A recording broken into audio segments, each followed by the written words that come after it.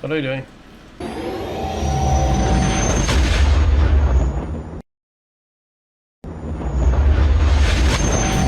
Hello. Hey. Hey. Hey. Alright. Hi. Hi! I'm Callum Johns, as you should know. Watching my YouTube channel. It's just my name. My name's Jeff. As he's been in videos before. Now with a different shirt. And now taller. Now closer to my real height. Yeah, because we found a better chair. We discarded the sofa. I don't know where it's gone. There it is. It's just living behind us, yeah. Yep. If anyone sees it moving throughout the video, let us know in the comments. Yeah. It'll be too late by that time, but anyway. Yeah, it will be too late. Attack of the Killer Sofa. Cool. What are we doing? So Which one's... the thing we want to first talk about, like, in regards to sort of issue 108 and the whole, like, if we get more expanded universe content with giving it fair criticism, as well as if you want to talk about issue 108 a bit more. Well, I guess I'll be leaving. Goodbye!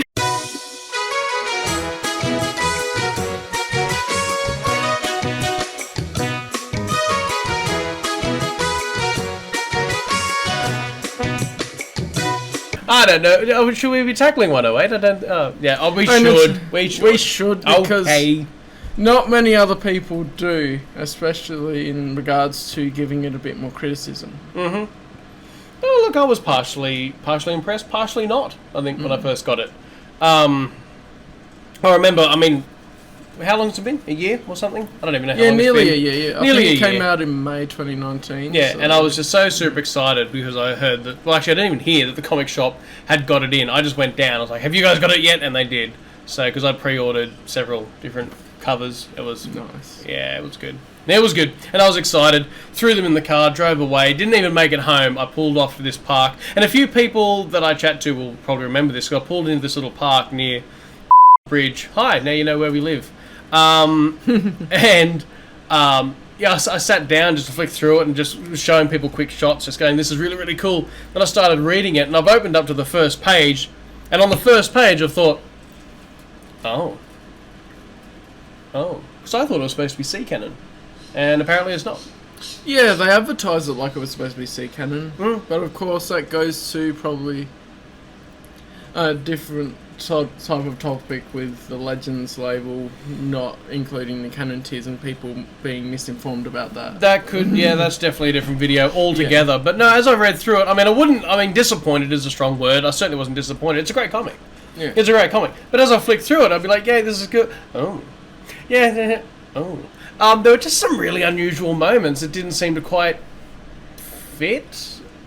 I think I've explained this to other people, as it almost felt like somebody had, as I partially did, grown up with the Marvel comics. I mean, I grew up reading them. I'm not quite old enough to have grown up while they were being published for the first time. But my dad was, and he had the comics, so yay, thanks, Dad.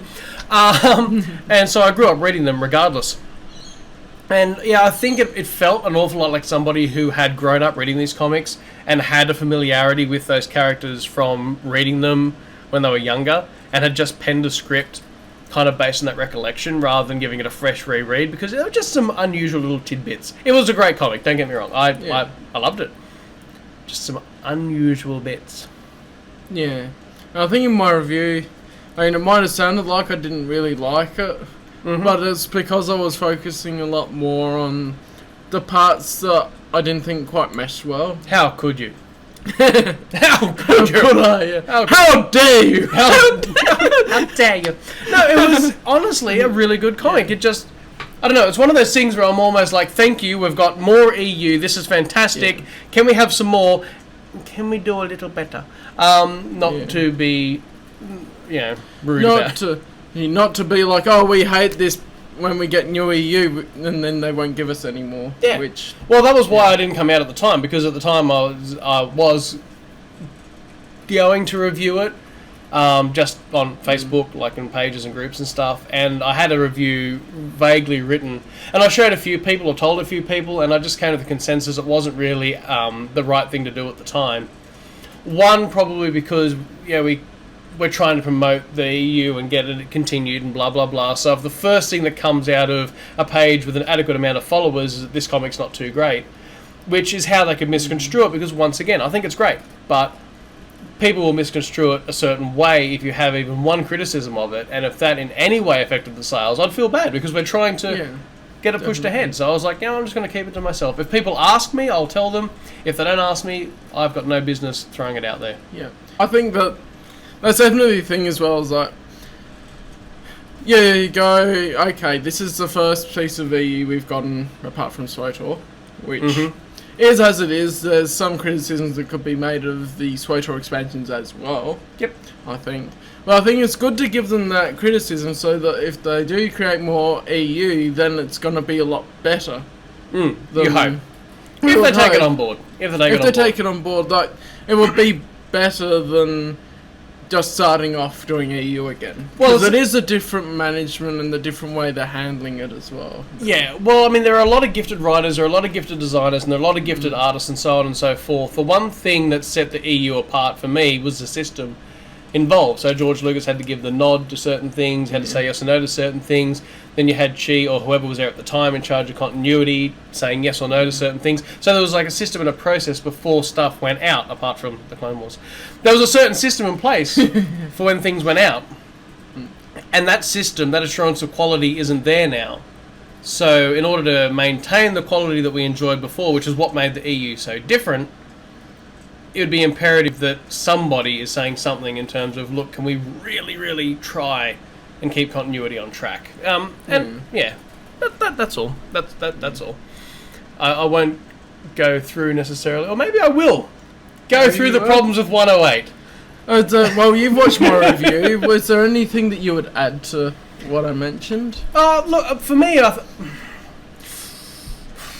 Probably not. But as I said, the first page, that was the one for me that made me go, oh, this is S-Canon then, because they clearly show an X-Wing taking out Valance's team, or Valance, however we're pronouncing him. I'm going with Valance. Yeah, it's however you want to pronounce it. Yeah, and there was a time where, and who wrote it? Jason Fry wrote a short story with Valance, and they had bumped back his history to where he was taken out by either an ARC 170 or a Z95 instead of an X-Wing, because the X-Wings only came like into general usage 1 year before the Battle of Yavin. Yeah.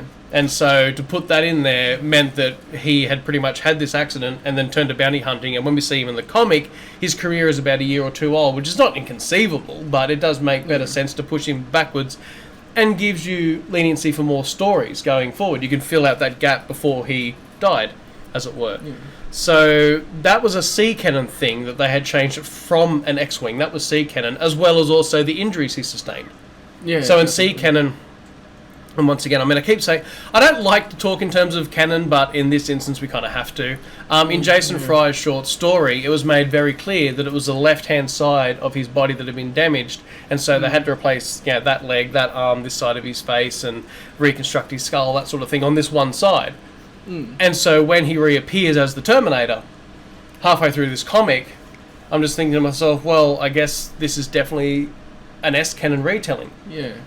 And I think we were talking a little bit before about it as well, and you added in a couple of other spots where it specifically mentions that it was half his body that was cyborg droid parts, then 3 times. So I forget the issues. What are they, like 17, 26, and it's whatever? in the trade paperback anyway. It's in the trade paperback. Go buy it. We buy Legends. Yeah. Go buy it. Yeah, it's in the trade paperback as well. It's a good story. Yeah. And in those comics, it definitely says on 3 separate occasions in the 3 separate issues, it definitely says that he was half man, half machine. So when he rocks up as a full machine, I'm like, what has happened here? And that doesn't even take into account the whole thing that the acid's supposed to dissolve him in 2 hours, and they've dredged him out who knows how long later, like years later, because it's now the New Republic is being born, that sort of thing. So I think, how is he surviving there for that long? Where is the chest wound? Darth Vader had him nearly dead before he went into the drink, because he had this gaping big chest wound thing going on, and Vader said, I can take you back if you join me, and my medics will look after you. And he's like, no, I'm going to kill you.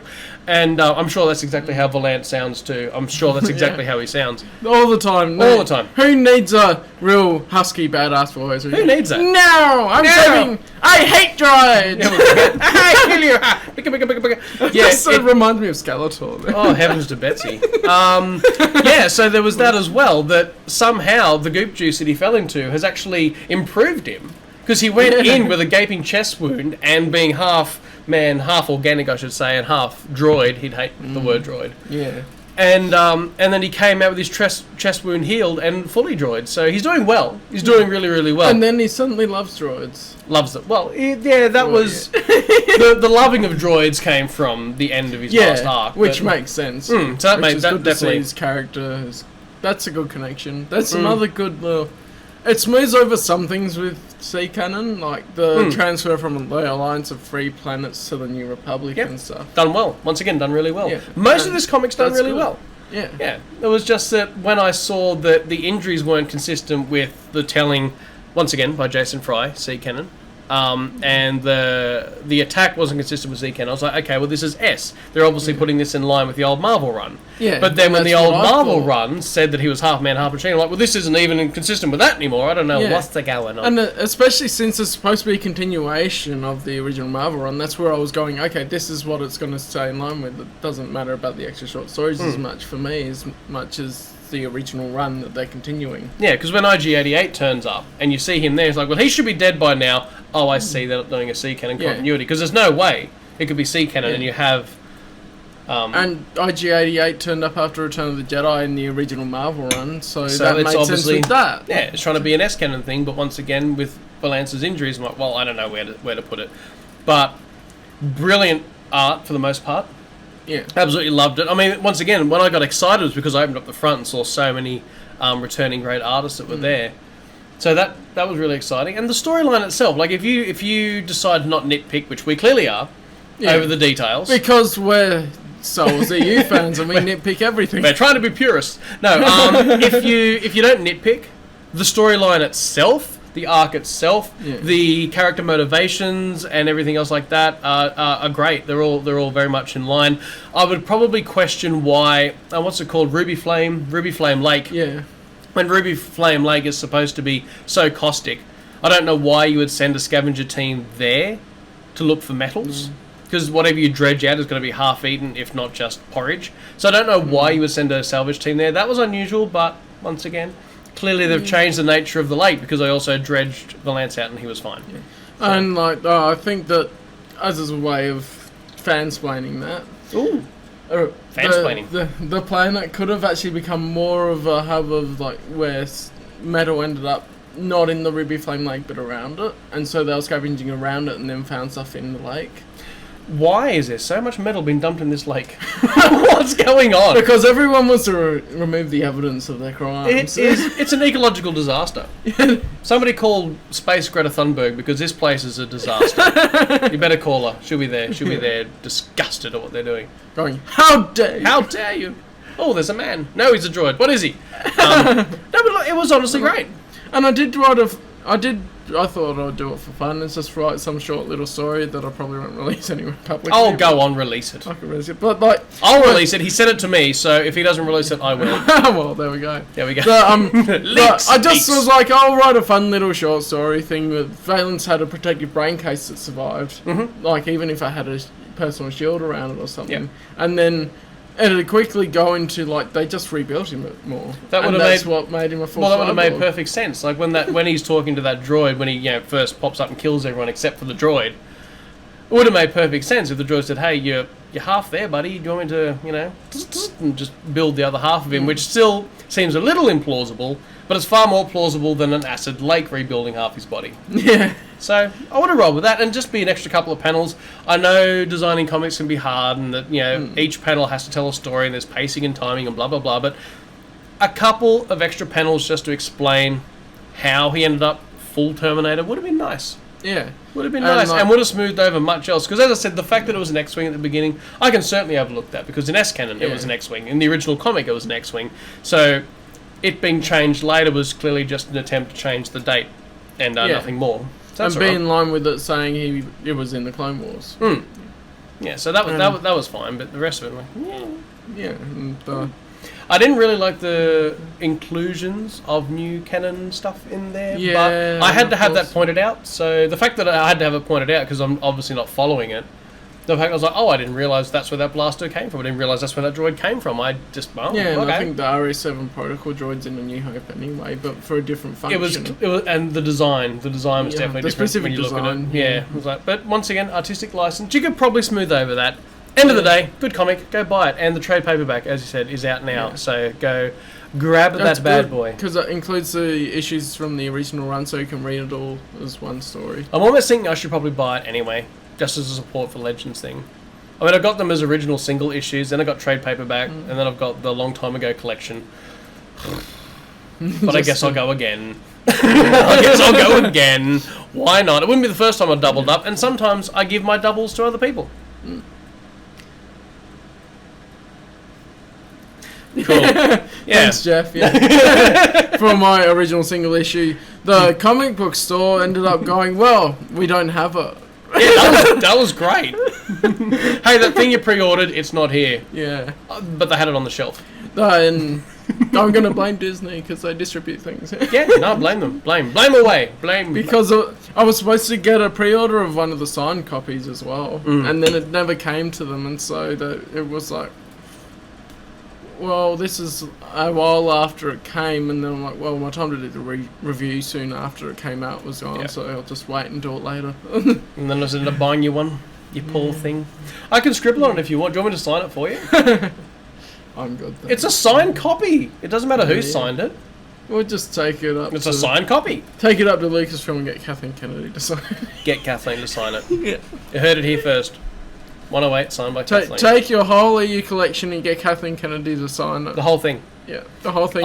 Because there's no source material. She would develop an RSI on her wrist signing off my copy.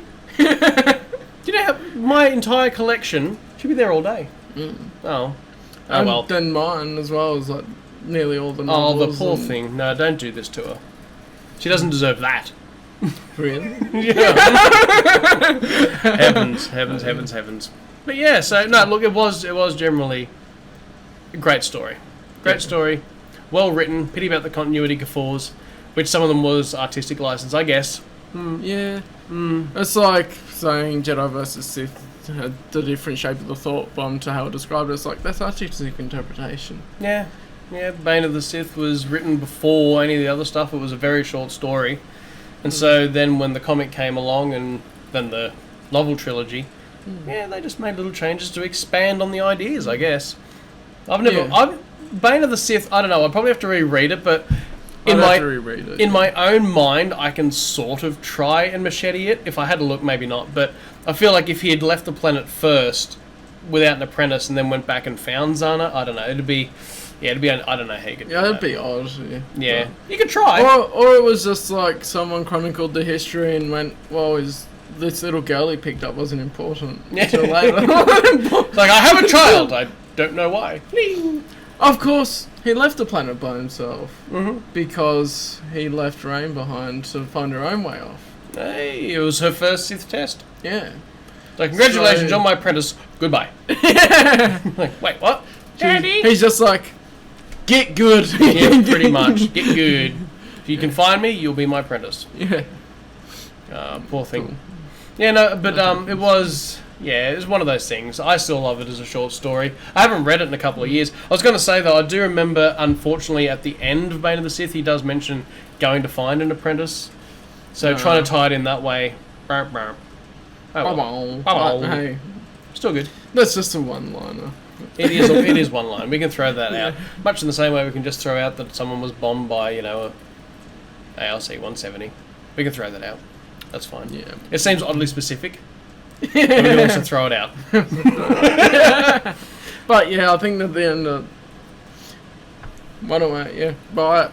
Buy it. We buy want that to support New EU, and they like the term Legends, but yeah, that's a different video, isn't it? That's a different video.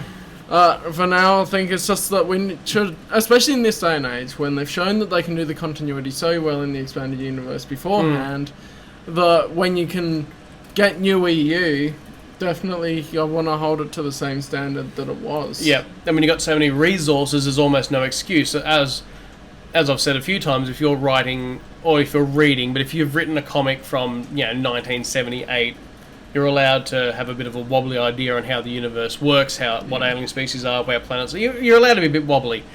If you're writing something now, there is so much established, there's not really much of an excuse. But yeah. Especially in the EU, because just read back through the old Marvel ones that are in the trade paperback. The trade paperback, buy it now. Have we said that already? Oh, Are we getting commission for we've this? got to say at least once more. Buy it now. Buy it now. We should do an ad. Get your copy right here. there, somewhere. We've lost it. Somewhere over the rainbow. Right, he's singing. I apologise for this. He is singing. But while that's happening, 108 was great. The art, actually, there's here it is. Here it is. Ta-da. The trade paperback. The Crimson Forever storyline, or Forever Crimson storyline, whichever way you want to say it. Yeah, both work. They both exist work. as stories. And it's nice because it has all of the alternate covers in the back of it for 108. Did I get all the alternate covers? Because that's one of them, and Yep. then you turn the page, and that goes to the issue 50 cover because this is a different spot in the comic, but it has that one at the end. I don't like that one. That's that's a Legends Epic Collection Volume 2 trade paperback cover art. Fair enough. That's good cover art, that one. Yeah.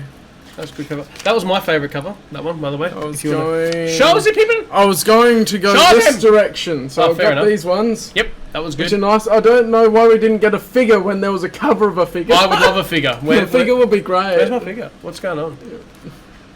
I don't Lucasfilm, know. make a figure. Lucasfilm. Hasbro, make a figure. Yes, get onto it. Lucasfilm don't make figures. Then we have these covers. And that was definitely my favourite, that one. Right there. Nice. My favourite out of the lot. Nice. Nice. And that's the one you got me, so... That's the thank one I got you, yeah. And I've got all mine nicely kept with their little Then this is the cardboard. other one on the front. Yeah, the one everyone's seen. The one that they went, this is the first one, this will be. Yep. So it's cool. Good little comic. Good little Good. comic. Interesting. I did think the chapters were a little bit rushed as well. Like, I felt they were short. From vague memory, is there one chapter that's literally 2 pages? Yes. Okay, cool. I thought so. That's... It's an unusual choice, but... They broke it up in chapters like the Crimson Forever storyline, but I think Crimson Forever gave it a bit more breathing room for that. Well, I certainly don't remember a chapter ever being as short as 2 pages before. Yeah. So, but once again, let's look as an artistic thing, and it works well as a whole. I guess if you just don't think about the chapters, it works fine. And that was just one of the things. It's like nitpicky. Yeah. Good on nitpicky. Well, they had those interludes all the time with the old Marvel comics, where it would actually say, here is an interlude, and now back to where we were. Yeah. Like it was mildly jarring. They've definitely stopped that. They stopped that through the Dark Horse run, and I think it was back. I'm almost thinking one of those comics actually had that, but anyway, I digress. I digress, and I should not. I digest. Everyone digests. I digest. One does not simply digest. Oh, heavens. heavens. It's a good Cool. comic. Yeah, good comic. So, I think unless there's anything more you want to say. Oh, well, I mean, I don't really feel like nitpicking anymore because I think we've already flogged it to death there. And nitpicking ends up destroying things a bit anyway. Enjoyment of it to a point, like you can read it and enjoy it, and it's great. Look, I There's was more, so super excited. There was a few dampening bits sitting there in that park under the bridge going, why is this happening? Why is that a thing? But for the most part, that was good. Yeah. I don't want people to misinterpret my review either. It's like I still really enjoyed it. It was still a great story. I just feel like with a lot of people going and praising it a lot, I felt like I should say about the things that could be better. Yeah. Well, fair enough. So that's what I focused on as well. Well, yeah, that's definitely fair enough. Yeah. So, Cool. cool. Goop juice. Goop juice. Oh, I did mine. I need more goop juice. He's going to go get more goop juice, and we'll see you soon. Yeah, uru. Have a good one. Let's move! Everyone, let's move. It's going to kill me. It's going to kill me. Quick, eat your goop juice. Eat your goop juice. We're eating it. Nom nom nom. Nom nom. Eat the goop juice. Yum yum yum. Goop juice is good. Goopy juicy. Good Yeah, wow. Yeah. ASMR coming up, boys. We don't want that ASMR. Unwanted. No, thank you. Alright, cool. But yeah, Although you might get some good followers out of it. yeah, people You could like do ASMR. comic ASMR. What if you just rustled the comic pages really lightly as you turn the pages? Comic ASMR, it's coming. It's coming. With sound effects. With sound effects. Brilliant.